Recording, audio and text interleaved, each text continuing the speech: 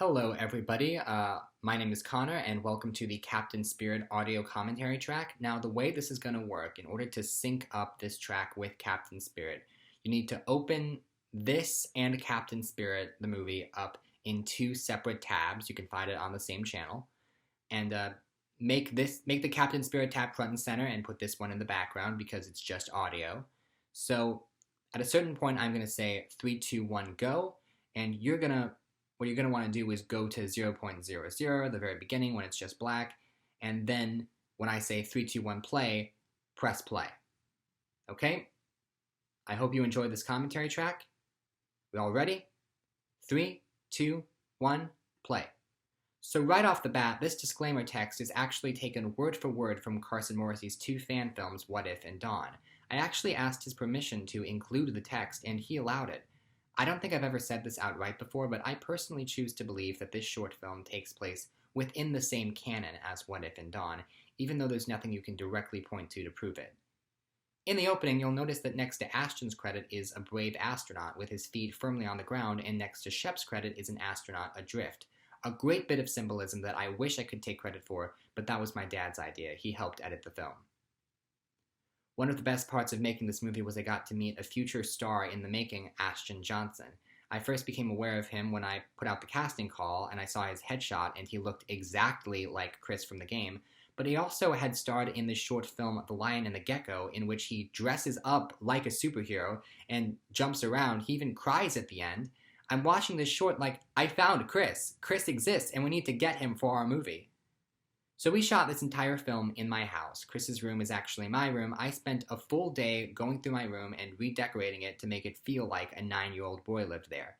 After shooting was over, I took everything down except for the stars on the ceiling fan because I couldn't figure out how to remove them without damaging the paint. So the stars are still there as a reminder of this incredible experience I had.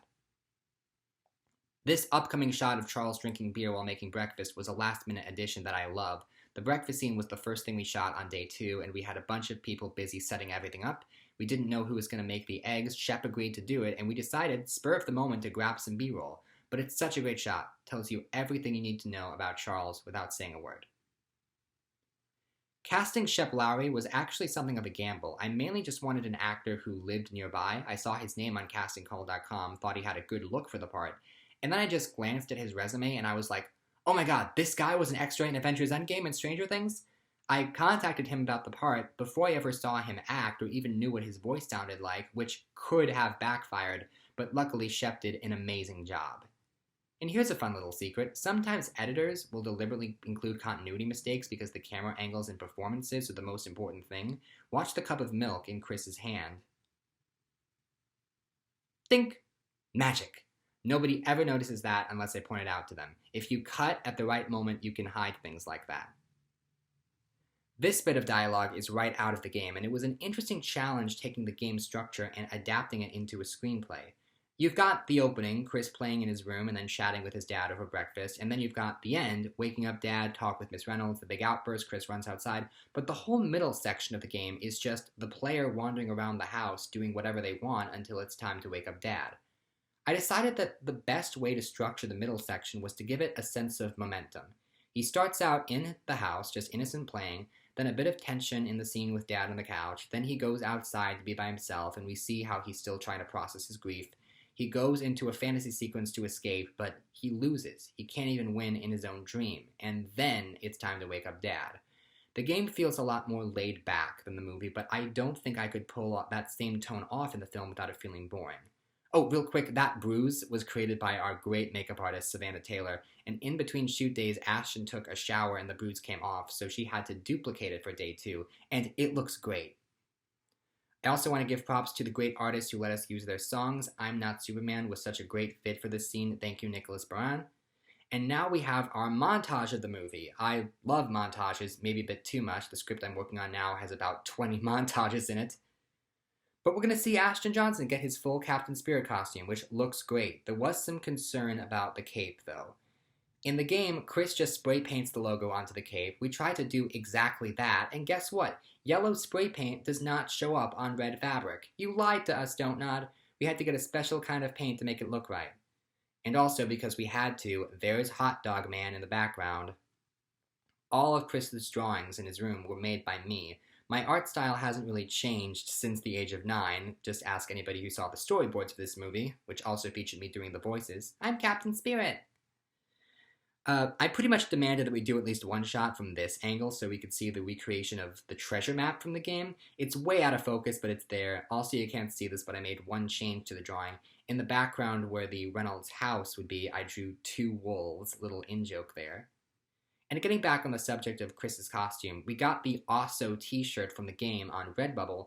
We bought 2, one in Ashton's size and one in my size, as like a fun souvenir. But when they arrived, the bigger shirt was fine, but the smaller shirt had the wrong design. It had some Korean boy band on it. It would have been funny to give Chris that shirt with no explanation, but instead we took the bigger shirt and put a bunch of bobby pins in it so you don't notice how big it is. This upcoming bit in the laundry room was the last thing we shot on day 1, and it was remarkable to see 6 guys crammed into a very small space trying to get this shot. Also, you're going to see that sign that says the water eater. Ah, there's a reference. I don't know why this shot is so dark, but it really bothers me. You never see this in detail, but I made a Photoshop picture of Shep Lowry as a younger basketball player, and you're about to see the only shot in the movie where it's barely visible. Chris is going to walk right past it, right there. There. He's walking past it. It might seem like an oversight to make a prop like that and then not make it clearly visible in the scene, but I like to think that production design is just as much for the actors as it is for the audience. I mean, you already have enough of a hurdle in that they have to pretend that they don't see the crew and the filming equipment, so anything to make the set feel a little more natural was welcome. We went through the whole house and took out anything that seemed out of place for the Ericksons' house, including a few things that clearly said Tennessee on them. This dialogue on the couch is from the game, I think. I found it in the script on the Life is Strange wiki, but every time I play the game, I try to trigger this conversation by sitting on the couch long enough, and it never works. Now, Chris trying to take Charles' bottles from the game, but the exchange they have afterwards, superheroes are supposed to help people, I don't need to be helped, I'm doing just fine. That's original. I wanted to capture, in a nutshell, what's going on with these characters. Chris is rising to the occasion, but it's not going to amount to anything if Charles isn't willing to do the same. Now you're going to see the one relic that Ashton got to keep from the set, which is this winter coat, and honestly, that was because he needed a winter coat. Now, this backyard is still our house, we're currently renting it, and the owners have young kids, which is why this playhouse is there. It worked out great for the movie. 1 year later, I'm sad to say that the playhouse is starting to fall apart. This might be my favorite scene in the movie, because of the song Drifting Away, written by a guy named Brando, who's a friend of my dad's. I'll never forget, we sent him an early cut of the film to ask him permission to use the song, which he gave us, but he said that the film was hard to watch, which I assumed referred to the unfinished audio mix getting in the way, but no, he was referring to the subject matter, because it was emotional, and that was a game-changing moment for me. If this film was touching someone on that level when they weren't even familiar with the game, then it had to be doing something right. There's a great unscripted moment coming up. Ashton accidentally ripped the label off of the box, paused, and then he carefully taped it back on. I really like this because Chris's home life is essentially falling apart, and he's trying so hard to put it back together. By the way, the photo of Chris's mom is actually Christine Lowry, who is Shep's wife. She had a great look for it, and she had a sense of humor about the whole thing, too. She was like, I'd love to be the dead mom. The dead mom is always perfect. Nice little moment of calm here, right out of the games. Power Bear, we bought online with all the other toys in the film. I will say if we had shot this after episode 3 of List 2 came out, I would have put that patch over the other eye, but we didn't even know what it was foreshadowing. So this shot right here of the camera following Chris as cape blows in the wind was one I had always envisioned, and we didn't realize until the day just how slow Ashton had to run for the shot to work. Basically a light jog. I love the other car going by in the background. Totally unplanned. We don't know who that was, but it makes the world feel a little bit bigger. This was Dad's old car, which he sold shortly after shooting wrap. And if you haven't seen the blooper that happened during the shooting of this scene, it's on my Instagram. Watch it till the end, trust me.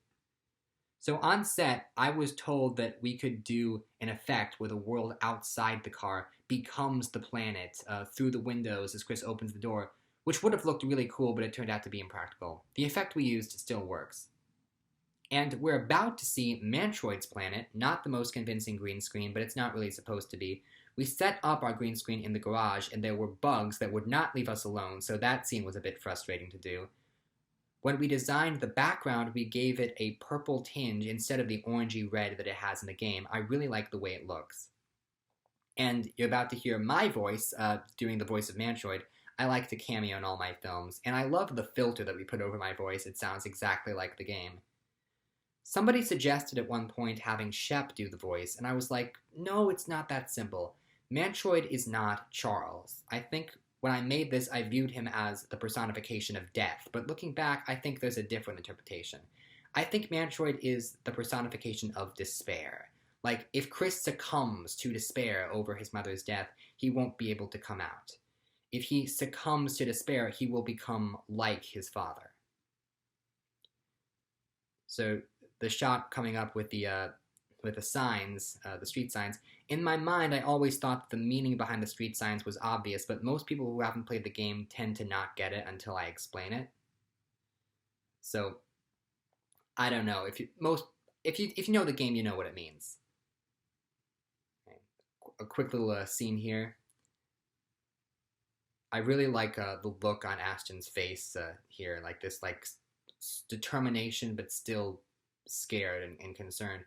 Now, this scene up here gave me so many headaches in the editing room. I really liked the cinematography, and both actors were at the top of their game, so I said we could move on after only a couple takes, not realizing that our audio was so bad. I don't know what happened, but for some reason this scene sounded so much worse than other scenes, to the point where we seriously considered bringing both actors back to dub their lines. We did manage to salvage it, however, and the final cut is not great, but probably the best we were going to get. Something to take note of is that throughout the whole second day of filming, Ashton seemed to be getting a cold.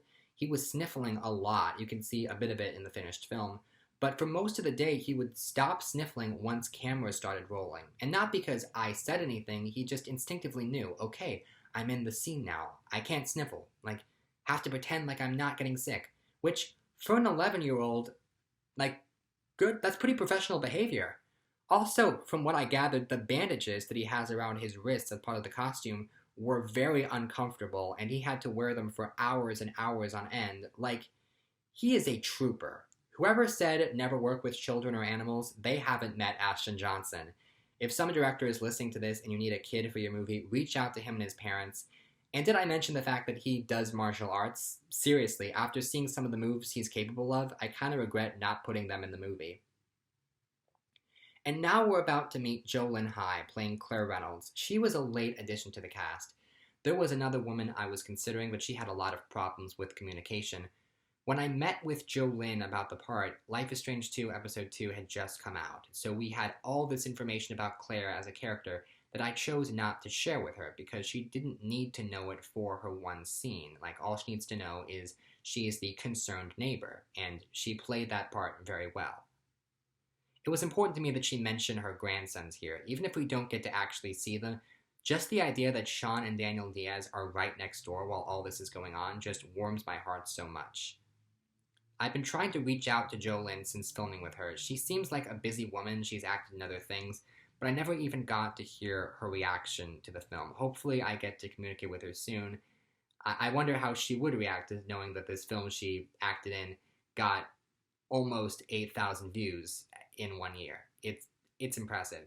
And also, this moment from Ashton here might be my favorite moment of his performance because he sells being a bad liar so well. Like, the look on his face, like, it was at a friend's house. Yeah, she's gonna buy that. You will buy that. The Miss Reynolds scene was actually the first scene that we shot. It was my first experience really directing something since I was 12, and we don't talk about that. And the whole time, I was thinking of a quote by Seth MacFarlane when he read out the Oscar nominees for Best Director and then said, "These 5 men are the very best at sitting in a chair watching other people make a movie." In a nutshell, that's what directing this movie was like. And I have gotten better as time has gone on, but that's what it felt like. So now we get to Charles's big outburst, and this marks the biggest difference between the game and the movie. I decided that I wanted the outburst to be bigger, because the thing that he says at the end of the outburst, that doesn't just slip out of your mouth casually. That's the sort of thing that flies out of you when you're releasing all the anger from your soul simultaneously. And Shep nailed this monologue so much. I remember when he read this at the second table read, the entire room was speechless. This was the last scene that we shot, and I believe we only did 3 takes. I forget exactly which take this was, but I remember Shep unleashed so much on the first take that I was afraid to ask him to do it again. I initially planned to cover the monologue in one unbroken shot, all on him, but in the editing room we realized that the cutaways to Chris reacting were vital. Both actors were just on fire during this whole scene. In the game, Charles says that the mother wouldn't have been in the car that day if it wasn't for Chris, but the game never elaborates on this point. If you remember the original Life is Strange, William died in a car accident, and there's a line where Chloe says that Joyce, his wife, blames herself because she asked him to pick her up from work. So it struck me to do something similar, that she was in the car for something so mundane as getting her son a birthday gift. I don't know why, it just seemed appropriate. And I love the look of instant regret on Charles's face after he's done. I can very easily see this Charles making the turnaround that he does in episode 2 and overcompensating to try and earn his son's forgiveness. In the script, Chris wasn't supposed to yell back at his dad, just sadly say, "Yes, you did," and exit. The scream he does outside was also added on the day. I love this idea that underneath all the innocence and optimism, Chris still has anger inside of him, that at the end of the day, he is his father's son. In a few moments, Chris is going to take a nasty fall that was totally safe because he fell onto a blow-up mattress. He was very nervous before the first take, and then after a while, we couldn't get him to stop jumping off. As for the actual flying, I had wanted to do this with a harness, but we ended up going with the safer solution of a large green box that we erased in post-production. Ashton lied on his stomach while somebody used a leaf blower to make his cape move, and maybe the most cherished memory I have of this shoot was watching Captain Spirit fly in my own backyard. For one glorious moment, it was as if the game had truly come to life, and it was happening right in front of me. And to me, that is as close as you can get to real magic. And that's the movie. Believe it or not, I have more stories that I have yet to tell about the making of this film. It was such an incredible experience, and it's impossible for me to talk about everything. The reaction that I have gotten from this short has been overwhelming. And it's interesting because a few months ago I released Being Carter, which was my final project at Nashville Film Institute. It's a simpler and arguably more polished short, and yet the reaction I've gotten from that one has been good but less enthusiastic.